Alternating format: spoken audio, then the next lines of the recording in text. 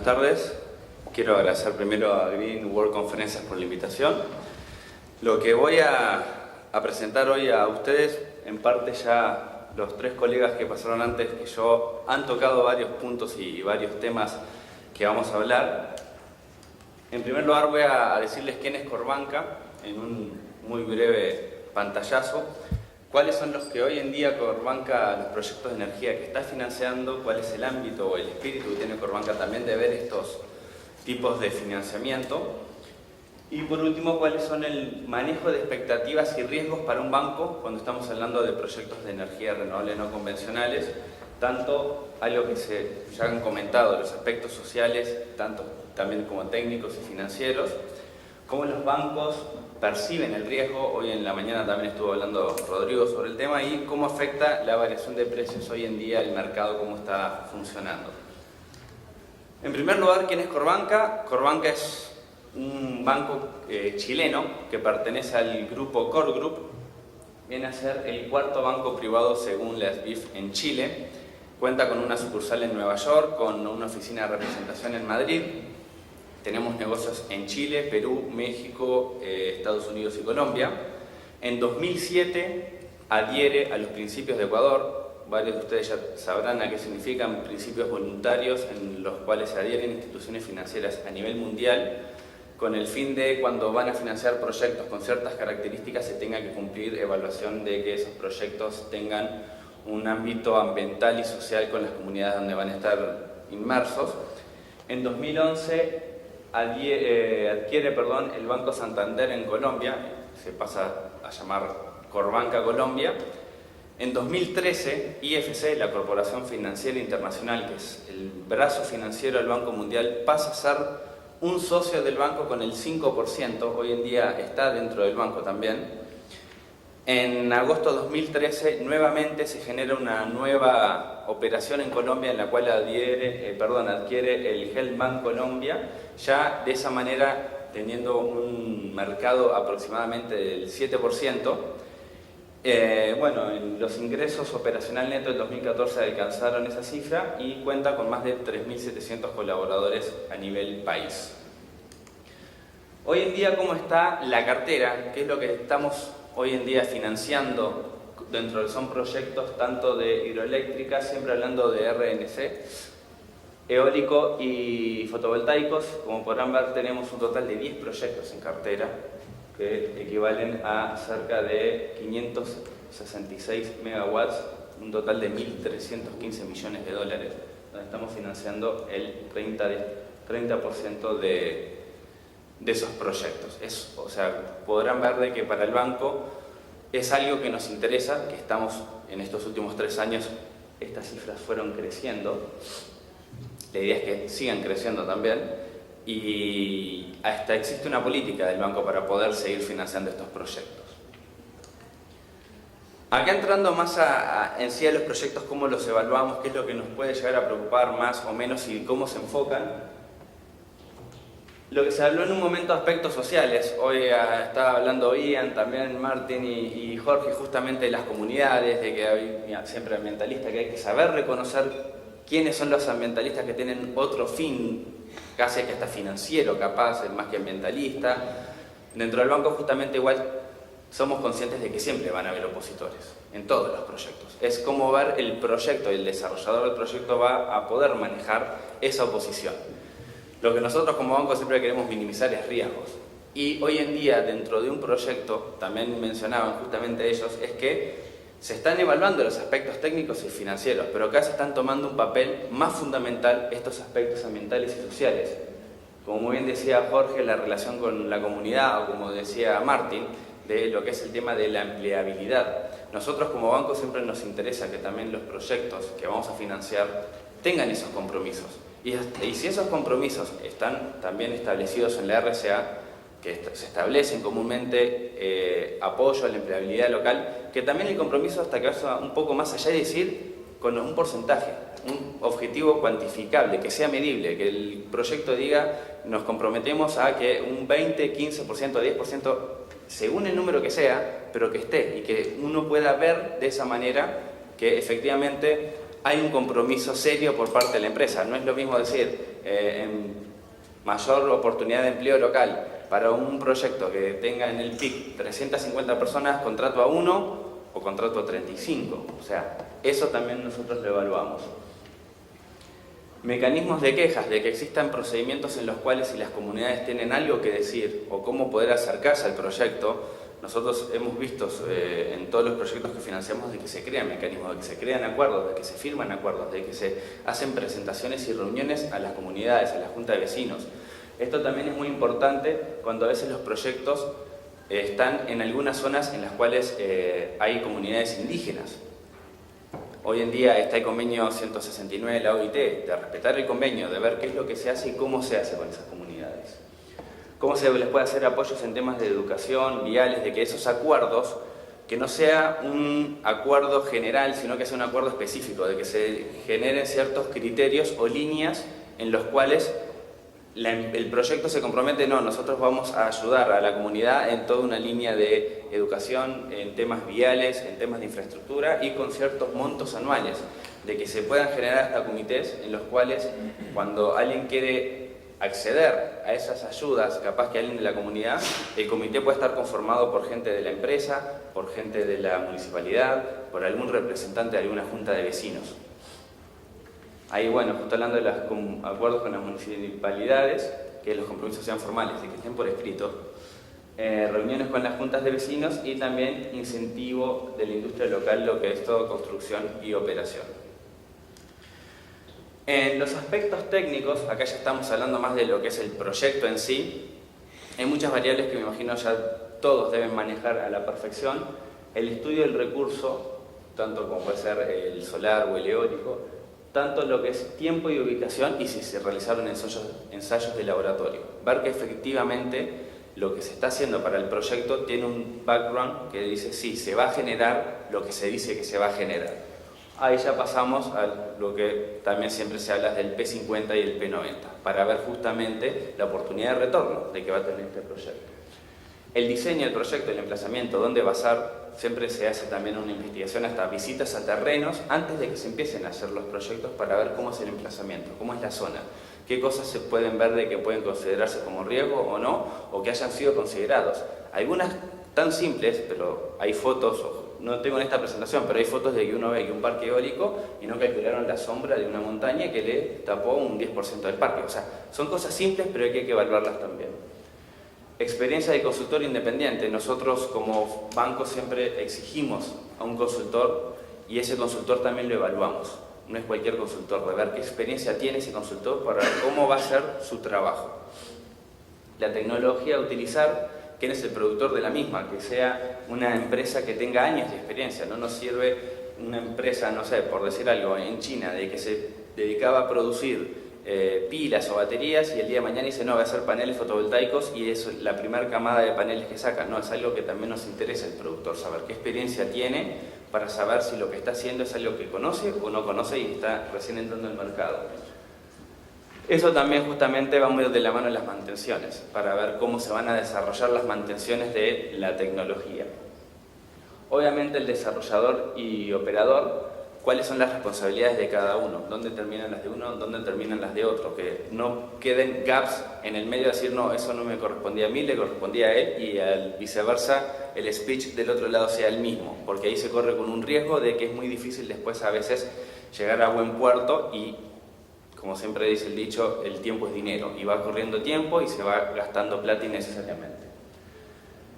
La experiencia del EPCista, obviamente también, la existencia de un hito, siempre se va a exigir un inspector técnico en obra, experiencia del sponsor y el nivel de actividad. ¿Qué es lo que queremos decir acá? No es lo mismo para un banco que venga alguien de que esté con la experiencia o la capacidad de producir parques que sean de 40, 50 megas para arriba, versus que venga un sponsor que comúnmente genera parques de 1 o 2 megas y quiere financiar un proyecto de 70 megas.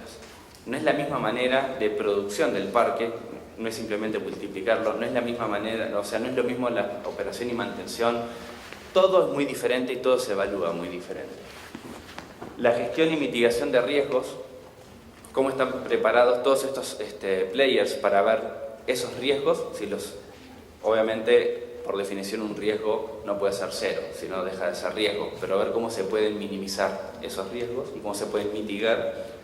Contar con los permisos necesarios, eso es un must, siempre hay que contar con todas las licencias ambientales, legales, etc.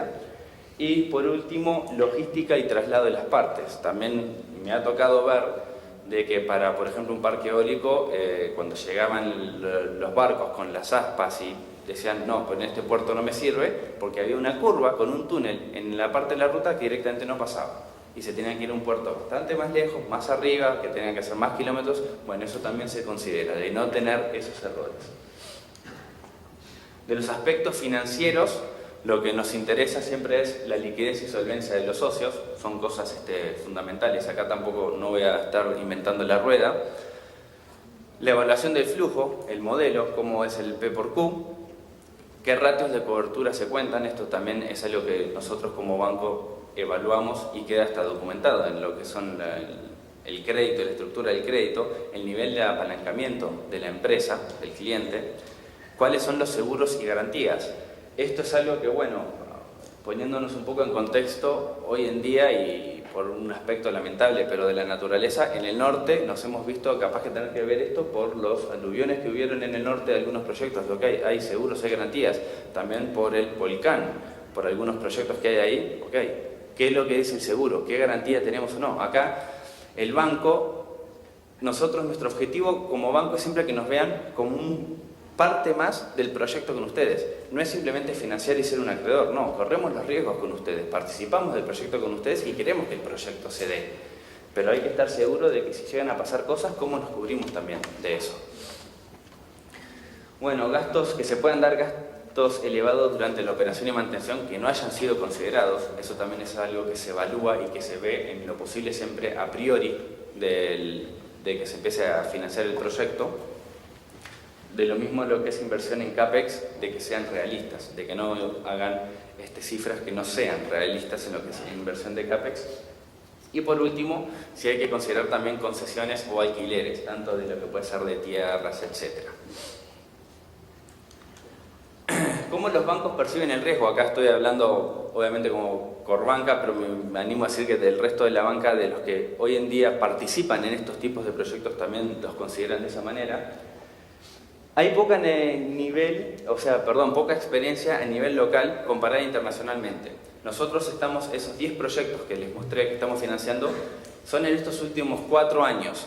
Estamos ganando experiencia, pero el mercado también es relativamente nuevo. Por lo tanto, estamos todos aprendiendo y a veces no es fácil aprender cuando el mercado recién está surgiendo y también va evolucionando. Sería muy diferente estar aprendiendo en Europa con mercados más antiguos, de a ese aprendizaje lo puede hacer más rápido. Acá a veces se complica un poco más, pero es lo que se está logrando.